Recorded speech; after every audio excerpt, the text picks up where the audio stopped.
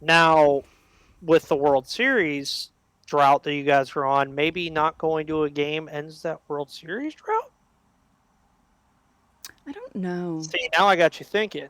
Because I went to a lot of games in '09 because I was laid off by NBC, given a very fat severance package, and I was giving myself a break because I literally worked from 16 until 34, straight through. Through college, I worked, and then I got a full time job right away. And when NBC laid me off, I'm like, I'm taking some time off. And I went Yeah. to a bunch of Yankee games at the new stadium. I actually spent over $600 on a Legends seat for the opening day at the new stadium, and it was the best over $600 I spent. It was great. Yeah, and I'm hoping next year to get to a Pirates game. I did not get to any this year. But I do like to ask other hosts when they play the Pirates because I know most people just think of the Pirates as the crapshoot that they are right now. What players impressed you over this series, the two games that you got to see, and even earlier in the year when these teams played? Was there anybody there that was like, oh, I'd like to see him in a Yankees uniform, or anybody that you could see as, okay, the Pirates have something going here? um, Rodolfo, he impressed me. Um, and at least his phone didn't fall out of his pocket during this Which is series. funny because since that moment, he has the highest slugging percentage in baseball against left-handed pitchers. Mm-hmm. Um, Very interesting. yeah. Uh, I'm just fascinated by O'Neill Cruz and by how hard he hits the ball. I mean, it's just unbelievable. You heard about the FaceTime call he had with Paul O'Neill yesterday? Yes, Yeah. awesome stuff because he's named after the guy. It was beautiful stuff. Like Yeah. stuff like that is just like, oh, this is awesome. Like, okay, this is more than baseball. Mm-hmm. Yeah. And you already mentioned Contreras. Yes. I'm Uh, very the uh, impressed by him. the other Yankee, Miguel Ure, did not have the greatest Yeah. of times. No, that was not fun for him. I felt bad because when I saw, I was recording an episode with Lindsay, but I had the game on a different computer and I was kind of keeping track, like with one eye while we were recording last night. And I was looking at that. I was like, oh, yeah, that's not great. Yeah, his ERA is almost a 10. Yeah. So good job by missing that one there, Stace. You guys missed a great one there. Um, realistically, too, I've been talking about the playoffs a lot down the stretch of this year. One of my segments is usually just taking a look at the playoffs and where things will go. With the Yankees, I believe you guys get that first round bye, correct? Yes, if they win the division. They if they win tonight, they clinch a berth, and the magic number is down to 9 or 8, Mm-hmm. 9 or 8. So they're up 6.5. Yes, It's on looking Toronto. okay. It's looking okay. The series in Toronto, if they take 2 out of 3, then they're home free. So, hoping they take at least 2 out of 4 against the Red Sox. I'm not expecting a sweep, and I'm not going to expect too much from them. They just need to win the majority of the games down the stretch, and hopefully they will. I just, yeah, that first round bye is going to be nice for me to be relaxed for a few days and seeing other people, other fan bases flipping out because of a wild card series. That'll be nice because I don't like wild card anything anymore. I don't. I hate it. I'm glad it's a series now and not just a one off because the one off wild card game is not good for your heart rate or your blood pressure or anything. And it's fun for people who aren't involved in it. I love watching the National League wild card and, when they used to have game 163 and other teams were involved, it's great. But when your team is in it, I do not recommend. It is not fun. Mm-mm. Yeah, Stace, I know it's not fun. Mm-mm. It's not fun. Mm. It's not fun facing Johnny Cueto, Madison Bumgarner, and Jake Arrieta in one game, all at home. Where the 2014 year, and this is the one that always gets lost in translation, Yeah. because the Giants just curb stomped us. They did. Everybody forgets that the Pittsburgh Pirates as a team chose to give everybody in the stadium a piece of damn paper to tell them what to chant at Madison Bumgarner the whole game. Obviously, it didn't work, and they go on to win the World Series. So not only did you not learn your lesson with this, you did it again in 2015 with Jake Arrieta.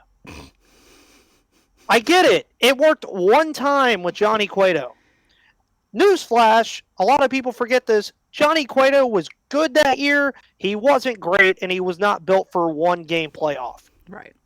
Madison Bumgarner, built for, he could have pitched all 7 games in the World Series as far as I'm concerned that year. Mm-hmm. Jake Arrieta, same thing. The only reason the Cubs didn't win the World Series in 15 is because Jake Arrieta was their only pitcher. Right. And that's where I agree with you about now that I like that it's a series, because you have certain teams like the Angels, for example, have Shohei Ohtani. I'm sorry, but if it's a 1-game playoff and the Angels are there and all you're having to tell me is Shohei Ohtani has to pitch 6 or 7 good innings, not too many pitchers in the American League are better than Shohei Ohtani is overall. Mm-hmm. Even look at the White Sox right now. Say the White Sox shockingly came back into the wild card. I'm taking Dylan Cease over anybody right now. Yeah. The White Sox aren't a good baseball team. Not really, no. And what's even more infuriating about 2015, and everybody's heard me say this a million times, the Pirates had the second best record in baseball that year. By 1 game, the Cardinals beat them out. Everybody knows the rest is history.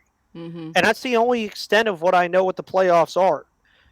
Which now is also the time where I've forgotten all the new playoff rules. I just know it's a first-round bye. I don't remember if it's the 2 teams that are left, like the 2 first-round bye teams get to choose who they play next. Is that how that works? No, I think it's Houston will get the winner right now as it stands, I believe. Houston will get the winner of the Jays and the Rays, and the Yankees will get the winner between The Guardians and the Guardians Mariners. and the Mariners. Yeah. Which that right there, now that we're talking about the playoffs and hopefully, yeah, this is going to be probably a 2-parter episode where you're going to get one on Thursday, one on Friday, because this is fascinating. Seattle and Cleveland is actually a series that I would be very highly interested in and Me too. watching very closely. Yeah. Like Jose not even Ramirez because versus they're going to Julio be playing the Rodriguez? Yankees though. Yeah, but not even that. Like it's not because they're going to be the opponent. It's just seeing those 2 teams in this situation, especially the Mariners haven't made the playoffs since 01, and and the Rays and the Jays, if that's also if things don't flip around, because the Rays are kind of falling off a little bit, and things might change before the end of the season if they keep falling, and it could be a totally different thing. But if as it stands right now, I think those 2 wild card series are going to be amazing. Yeah, because right now Tampa Bay only has a half-game lead on Seattle. So that could change some things, which I even think Seattle-Toronto would be really fun. Yeah. What do you think right now of the playoffs as it stands, where the Yankees, what's a team in the playoffs you don't want the Yankees to have to face? Like, if you had to pick any of them. I actually will exclude the Astros because you guys always end up playing the Astros. Yeah. So we'll exclude the Astros. Seattle. I'm scared of Seattle. I really am. Really? Yeah. Yeah. Really? Mm-hmm. Can you give a reason why? Luis Castillo?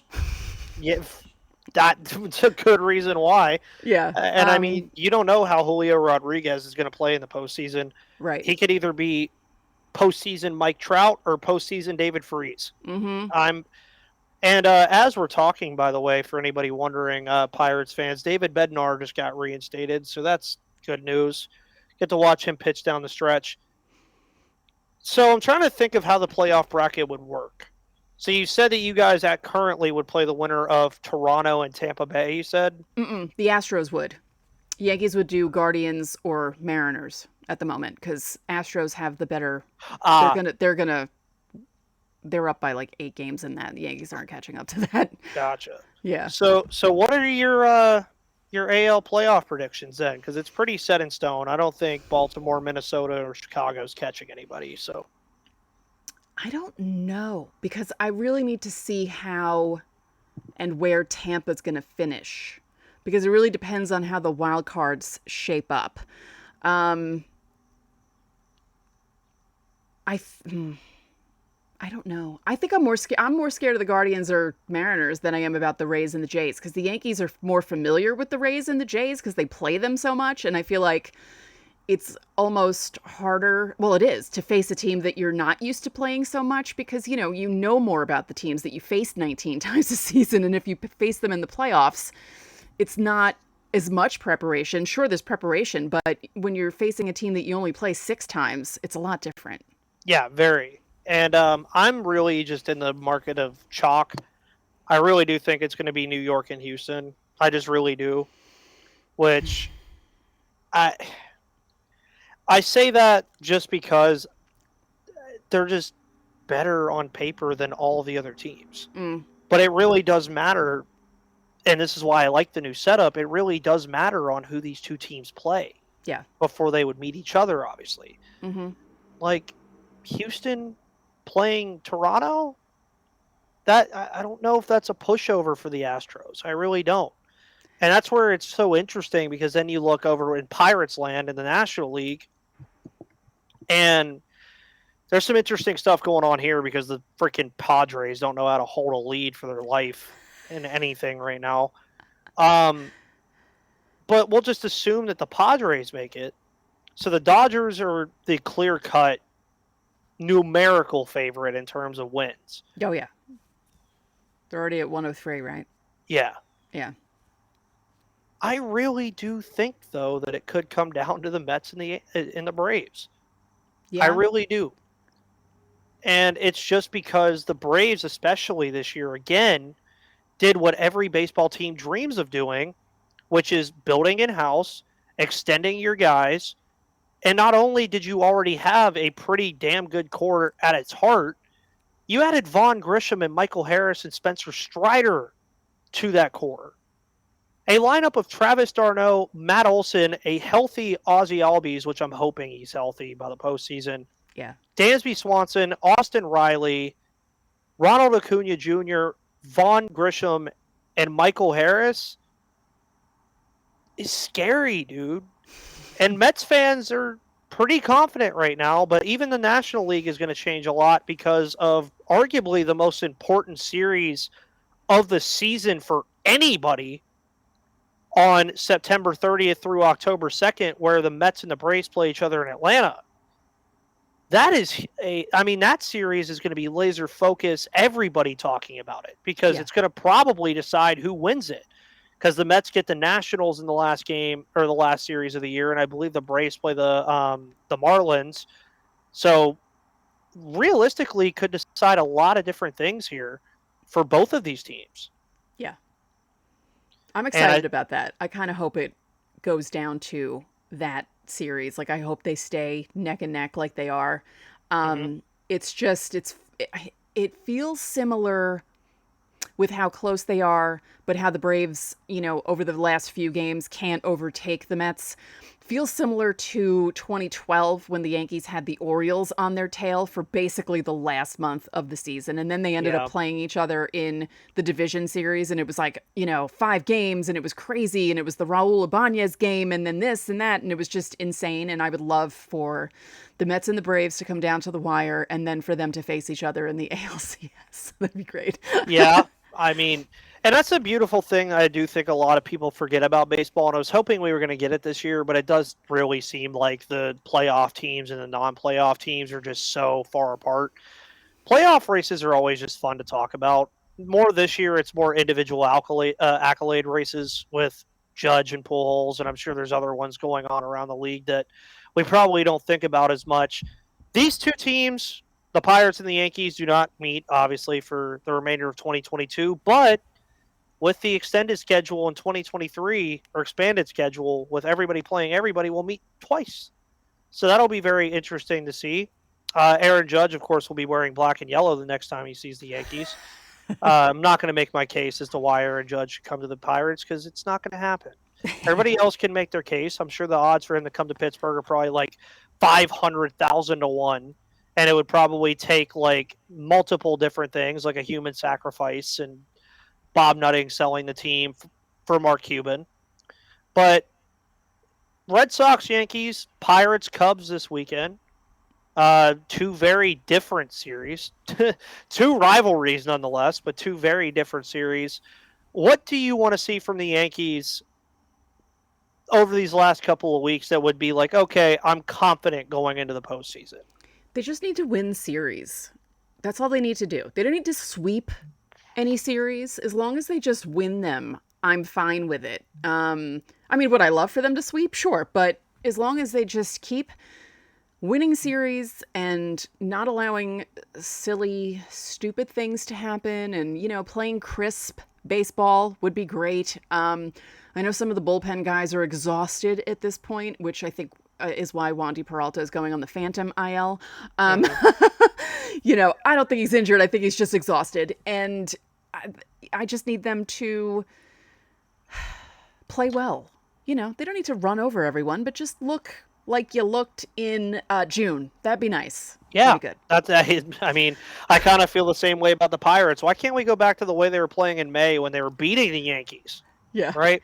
One game. It was one game. It was one game, but it was still a positive record against the Dodgers and the Yankees this year. You guys beat up on the Dodgers. What was up with that? That's hilarious. And I said that too, like to Yankee fans. I said, look, baseball is so strange that you can have a team like the Dodgers who's up to 103 games, but they still lose to, there are certain bad teams that have a good team's number and you can't explain it. It just happens. And that's how baseball is. It's the strangest. That's why I love the sport so much, because there are so many things you can't explain about it. I love it so much. Yeah, it's great. It is great. And I'm hoping going into 2023 that some of these former Yankees like Roansy Contreras, who is the clear and cut front runner of these former Yankees trades, do good things. It was also nice to see Clay Holmes get a home run hit off of him against the Pirates. I didn't mention that earlier, but that was very nice. But that boy is tired. He is exhausted. He needs to go on the Phantom IL for a little bit there. Yeah, which is surprising with me now that Bednar's even coming back being a closer. That surprises me highly. But nevertheless, I know the Pirates will never be the Yankees, but I would like to see them get back to a point where they're not a pushover. Right. I was actually talking to Chris Castellini, former Locked On Tigers guy, who's now at your favorite place, Barstool. He was mentioning that the 2023 Pirates have a big chance to be the 2022 Tigers, which I was like, But then I also said, okay, the Tigers are 57-92, which is almost damn near the same record as the Pirates.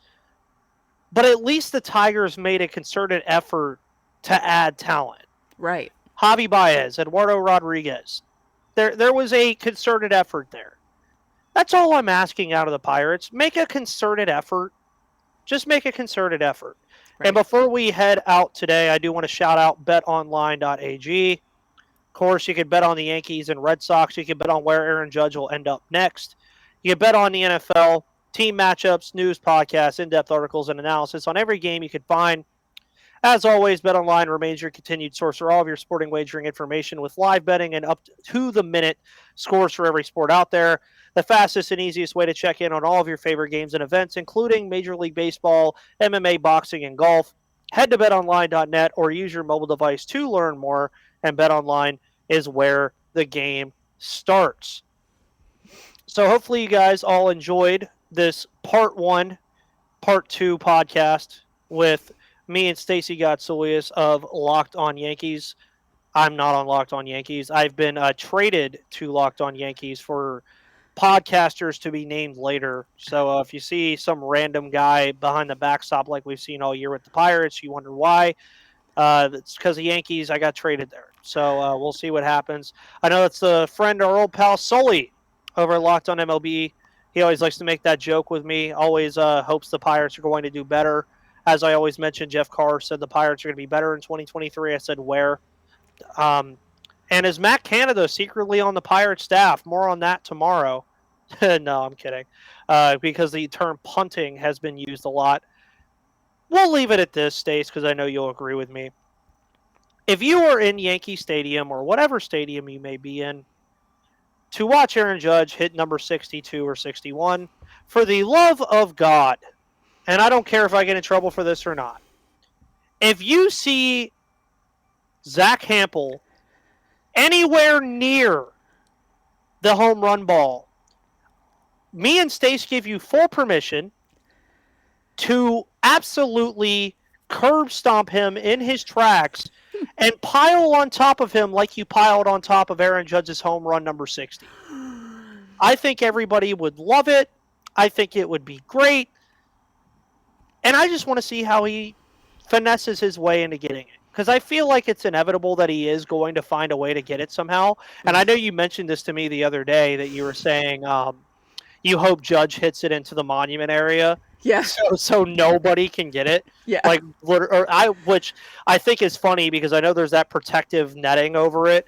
I would not be shocked to see a bunch of grown-ass men jumping on top of that protective netting to try to get that baseball. Zach Hampel included.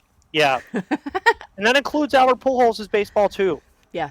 I just now what I really hope happens for him is I hope that Albert is on 699 and Judge is on 61 on the same day, so that he has to choose which one to go to every single time. Yeah. And they just happen on alternate days, or that they happen the same day so that it can't happen, period.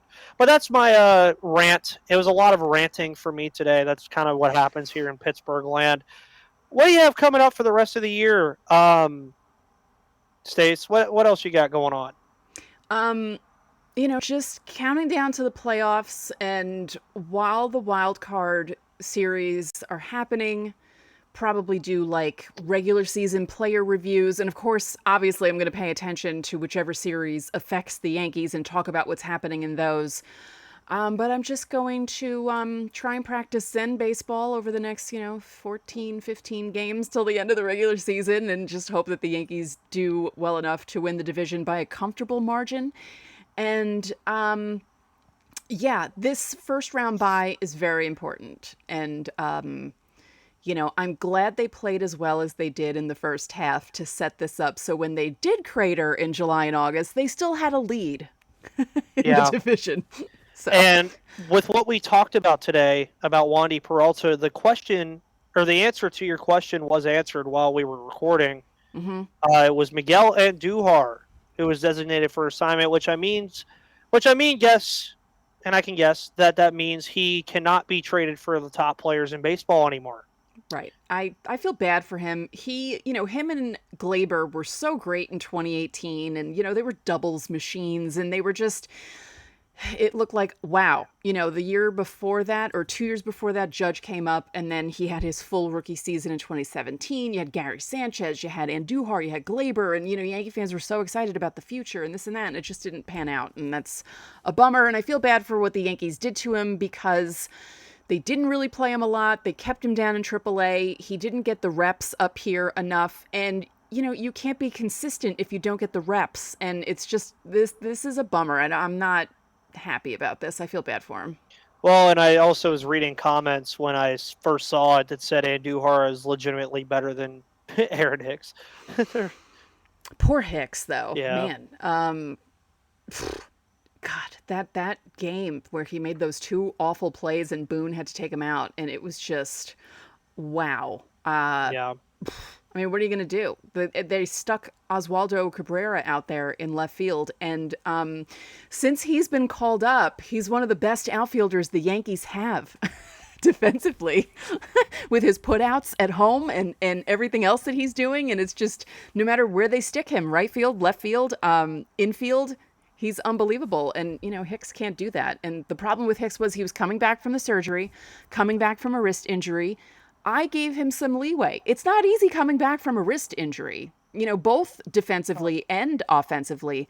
But he was very boisterous when he was on CC Sabathia's podcast before the season, talking about 30-30 season. And, you want a guy to have confidence, but you also don't want him to come out and make a fool out of himself and do what he did. And it's just, it's been rough. Rough. Pirates fans, just always remember, even the Yankees deal with struggles every once in a while. It's not just us. With that said, guys, thank you guys for tuning in to the Locked On Pirates and Locked On Yankees podcast, where it was a Locked On crossover. As mentioned earlier, go check out our pal Sully over at Locked On MLB. I'm sure he's going to have everything you need to know about the playoffs. He's still doing his Who Won Baseball thing. So always a fun little read by Sully to go check that out about who won baseball that current day. With that said, guys, I am Ethan Smith. That is Stacey Gotsulias of the Locked On Yankees podcast. We will see you guys on the flip side.